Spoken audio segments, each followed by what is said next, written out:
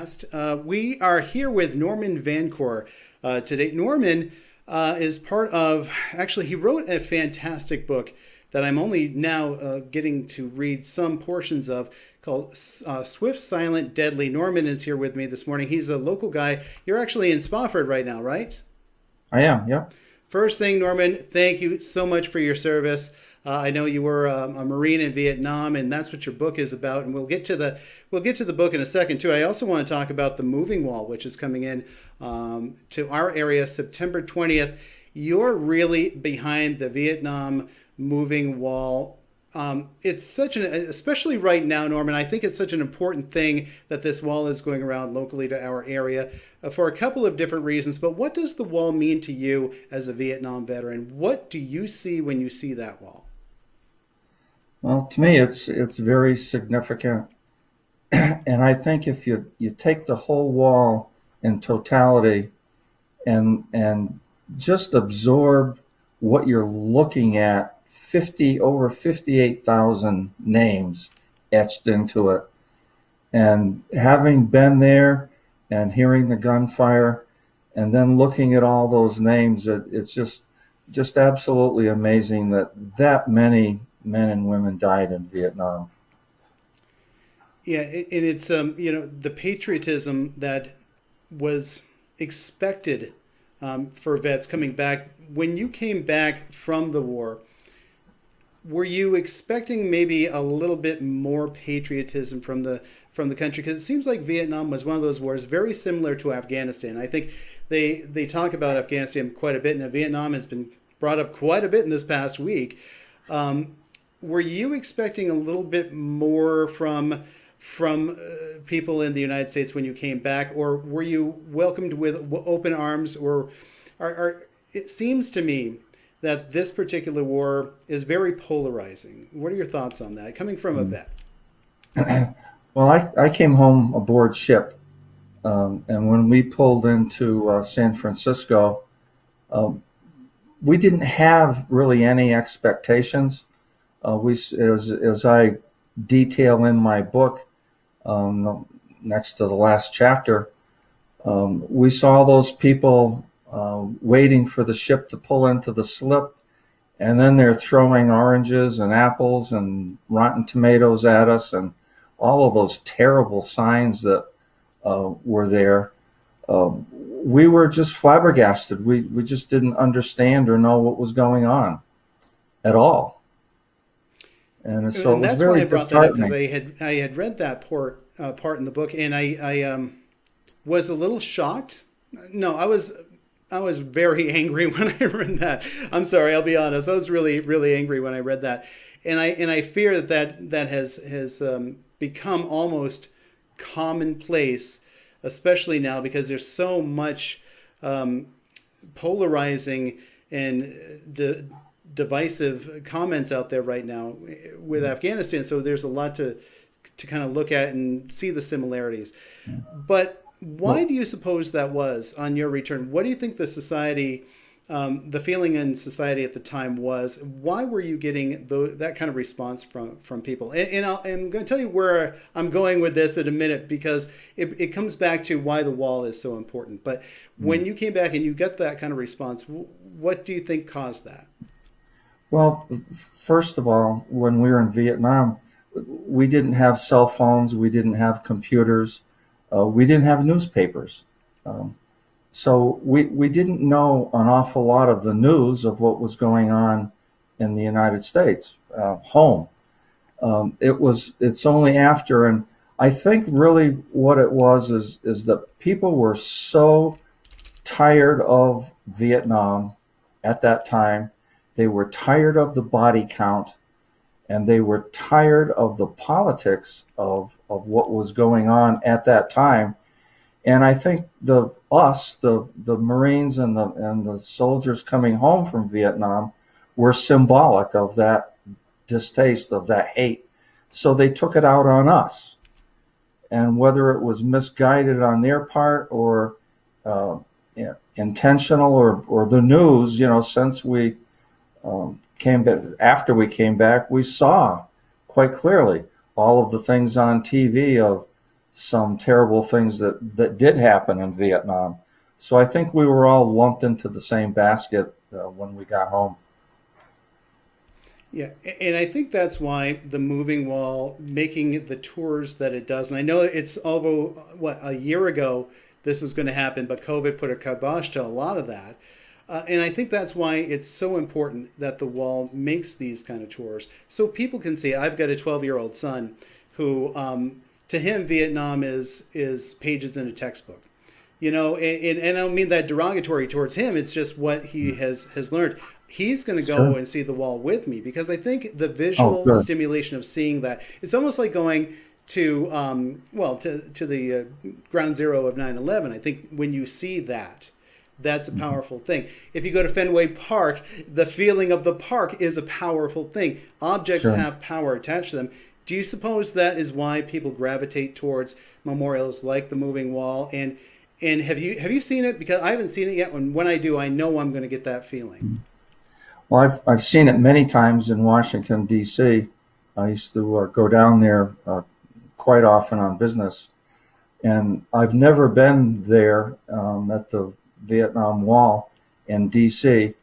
When I didn't cry.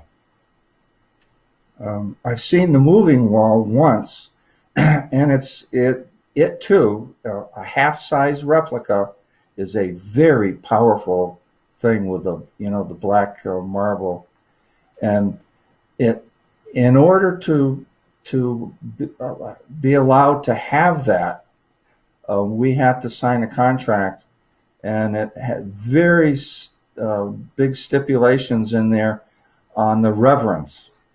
Once that wall is put in place, it's considered sacred ground. And we're not even allowing food trucks out on the street.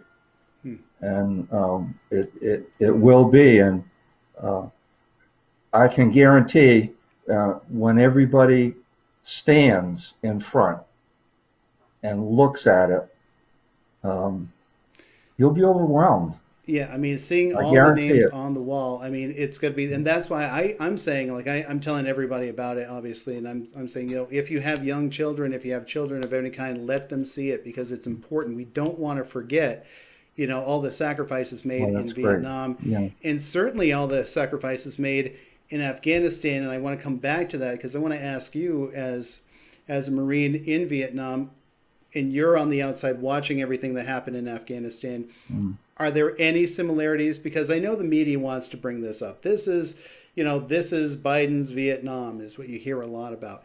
Are coming from a vet, somebody who was in country, and you hear that, does it resonate with you in any way?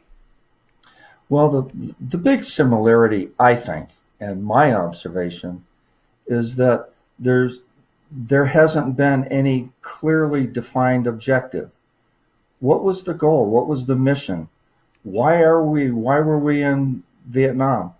What were we doing in Afghanistan all of those years? World War II, you capture a hill and you moved on, and you got Berlin, Berlin, and you went after Hitler uh, and the German army. In Vietnam, we would have to lose a lot of people to gain a hill 15 times. And they would send us, the reconnaissance special forces of the Marines, out to look for the North Vietnamese army, gather intelligence, and get out without getting killed. And over and over and over.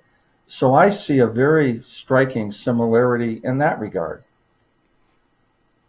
Yeah. So when you do As hear for the the media bring war that is up, war, the bombs are bigger and the guns are more modern and that sort of thing. But the whole politics and philosophy of why are we going to war and what is our mission? Um, now, is that brought up in your book at all? Again, the book is a Swift, Silent, Deadly. What is the premise of your book? What are kind of the things that people are going to read if they pick up your book? I know it's available in most bookstores. It's certainly, I just looked it up. It's on Amazon as well. But yeah. tell us a little bit about the book. Well, the book itself was intended as a manuscript for my children and grandchildren. I wanted to give them something that I had never talked about, which is my experience in Vietnam for a year. And a lot of what I was thinking at the time, it took over a year to write. And as I thought of things, I put it in the book. And it's not all the blood and guts. It's not all the firefights, although there is some of that. But I wanted them to know in a poignant way exactly what I went through. Mm-hmm. And from there, you can translate to all of the other soldiers and Marines and what we all went through. So I think that my book is in many ways representative of everybody that was fighting in Vietnam. So in a nutshell, that's it. There's, I guess maybe what makes my book a little unique is the fact that I was in recon. I'm a recon Marine, and that is similar to SEALs or the Green Berets at that time, Rangers, and that we had a very unique mission. And I spoke a great deal about those missions, because that's what I did, and that's what I wanted to pass on to my kids. And a friend read my manuscript and was very adamant that, Norm, this is a book. You have got to publish this.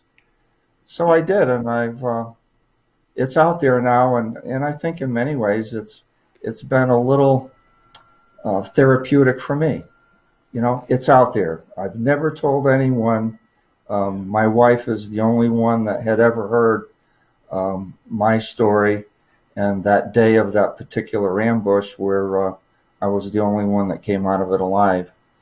And so I wanted to get that on paper and exactly what happened. And the last chapter of the book is about the commanding general at Camp Lejeune inviting my parents and my family down for a massive 22,000 Marine celebration where I was awarded the Navy Cross. And my mother and father didn't even know that I was getting the Navy Cross or anything about it. They didn't know what it was, or Norman didn't say anything about that. And I didn't, but they found out. And so there seems to be a tendency too to keep that to keep it quiet when you come back, and I'm so glad you did this. I'm so glad for your grandkids that you did this, because my grandfather, I think I shared a little bit of the story with my grandfather, World War II veteran, Navy and Marine Corps Service Medal for heroism during D-Day. And as a kid, he was the guy in the garage, and don't talk to him about the war because, it's a sensitive subject. So I never bothered, to talk to him. And now as an adult, I really wish I did, because I know the story, but I didn't hear the story from him. And it bothers me. It really bothers me that I didn't get to share that with him. Anybody else that would be in my situation right now, speaking as a grandfather, if you had your grandkids come up to you and ask you, so what really happened? You wouldn't be afraid to push them back from telling them that story, correct? I mean, if somebody else is out there watching this, and maybe they have a grandparent who is in a war and they never talked about it, do you encourage that, gingerly ask and say, look, what really happened? Are you finding that vets will be more open to discuss it, or do you think there's this tendency to leave them alone because you don't want to trigger them into doing anything or being upset over anything? Because I think that's the general consensus, is let them speak about it first to make sure it's comfortable. But my grandfather never did, and I found out he probably would have been fine with it. I mean, is it encouraging for a vet to be able to speak about what they went through? Well, I'm so happy you brought this up, because what I found out is that I've received cards and emails and letters. I'm not kidding, from everywhere, mostly from people I didn't know, and they're people that have read my book, and some of them were soldiers and Marines, and thanking me. Right. And I can tell one very quick story. There's a fellow I went to high school with, and we were hunting all the time. He was in the Army, I was in the Marines, we were in Vietnam at about the same time, and he was really into it. By that I mean he was in a lot of combat. He came back from Vietnam, would never talk about it. He sold all his guns. He was withdrawn. Uh, he's had a lot of psychological problems. Well, he bought my book, and the day that it received, he got it out of the mailbox and he went up to his girlfriend's house, and his sister was there, and they talked about it.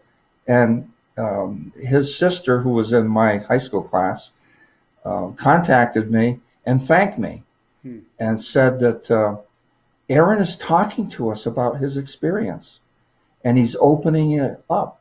It's almost like I gave them a little incentive, a little bit of opportunity for them to say, gee, I would like to tell my family about what I did. And it's been overwhelming for me. I can't tell you all of the people that have said that and have talked about their brothers and their family that I've inspired to talk about it. What a reward it is for me to be able to think that.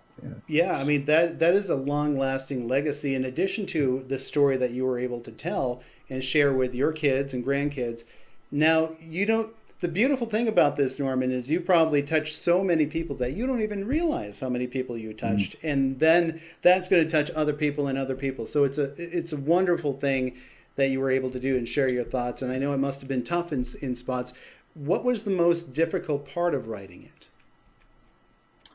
Well, of course, I didn't have to think too much about exactly what I was writing because it's nonfiction. It's Right. what happened to me. So that part was easy. The hard part was the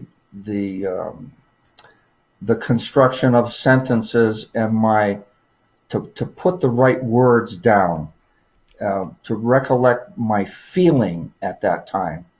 And that's You're a what so Marine, many not an people author. have so kindly said about my book is, Norm, you made me feel like I was right there. You know, 1 minute I'm biting my nails and I'm reading, and then I'm crying, and then 2 pages later you make me laugh out loud. So it's a mix of everything that happened to me in It Vietnam. sounds like it's going to be not just boring reading. I think it's written in a way that, not that the subject would ever be boring anyway, but I mean, it's not such a manual. You know, there's a lot of books written about wars that become almost like a manual. And it sounds like the way you've written this, you've added a lot of feeling. And to be able to, when I like to read a book like that, I almost like to transport myself into their shoes. And it sounds like that's the style Well, that I hear you that chose, which is I made it fantastic. I can easy. imagine you're going to share a lot of stories at the moving wall as well. Are you going to be at any events, and what events are coming up that you're going to be at? I know that there's a couple of things you've got coming on. Are you doing any book signings recently, or will be? Yeah, I do, but of course that's not the place to do it. Um, you know, I'm going to be there almost all the time, and I Okay, keep good. books in my car and my truck, signed copies and so forth. And I sold two. Matter of fact, I sold a book on the golf course Saturday. Uh, so I do keep them, but a book signing at the moving wall would be totally inappropriate. Right. But I will be there almost all the time, not 24 hours a day. It is open. We have taps will be at 7 p.m., but we do have volunteer um, town police officers, state police, sheriffs. There's been just an overwhelming volunteer effort, particularly for security, because we have to have it lighted and someone there 24 hours a day. Yes. So we're taking turns, but I'm planning. I have the whole week just blocked off to be there, and I hope to see so many people, and I hope that we'll have a chance to talk and answer questions. I'm free most of the time, and there's going to be an awful lot of us veterans that have agreed to be there most of the time. So that's something I think we can offer people when they go. Sometimes I'll have my uniform on, other times I may not. But anyone that goes, please feel free to step up to us and ask questions, make a comment, and we'd love to talk about it. Not in front of the wall, of course, but Sure. Yeah. back Make further. sure we keep that respect for sure. That's Yeah. definitely needed. I know it's going to be it's at Moore Park in right on Putney Road from the 16th until the 20th, when people can see that. I would like to know, what are you hopeful that people will take away from visiting the moving wall? That's a good question. There's so many things, but I think mostly it's an opportunity for people who don't have the opportunity to go to Washington to see it. And it's been so widely publicized. Now they'll see a half-size exact replica of it. And it is so tremendously overwhelming that I'm sure that everyone will walk away with just an emotional memory and remembrance of just the magnitude Hmm. of what happened over there. For And sure. then they'll For look sure. up Yeah. And stories like I and, say, bring your kids, bring the kids. I yeah, think it's so important for sure. them to see something like this, because you're going to get a different reaction physically seeing it than you would reading about it in a textbook, which is fine. But you and I both know the textbooks don't cover everything. Yeah. And and books like yours, Swift, Silent, Deadly, it's available at Amazon.com. Is it available locally at any of the local stores in Brattleboro or Keene A or Toadstool and Keene carries my book. I live in Spofford, and my email is available if you have it there. And I have a supply here that I can offer. perfect? Amazon, of course, but authors and publishers don't care for Amazon much. It's a $35 book that I sell for 25, and Amazon gives me a royalty of $1.11. Ooh, So be lucky you get that. yeah, so It's it's Norman nothing to VanCor. get Thank you rich so on. much, and thank you for your service. And I'm going to get a copy of this book too. And my son and I are going to go and see the moving wall for Oh, sure. And good, I think good. everybody should. Anything else in closing that you want to be able to mention to people? I mean, do you have any other appearances? I think are you doing something with the Legion or something? I think in the next couple of days, right? Yeah, well, the Rotary Club tomorrow, I think. I'm doing quite a few of the Zoom presentations. But to go back to the wall, we're going to have two directories there as well. So if anyone would like us to do a rubbing of a particular name, and Wonderful. we'll be there to answer questions and to help people that want to know more about it, and that may have a loved one or a family member that died in Vietnam, and we'll be happy to do a rubbing for them. So there's just ask questions, but the biggest thing is to just absorb it. Just absorb it. So important, so important. We keep honoring with the wall and having it go forever and ever. It's very, very important because we don't want to forget that. We don't want to repeat the mistakes that Yeah, we've it's a made. once in a lifetime opportunity. That's for sure. Thanks for being on the show, Norman. We really appreciate it. Thank Thank you. you.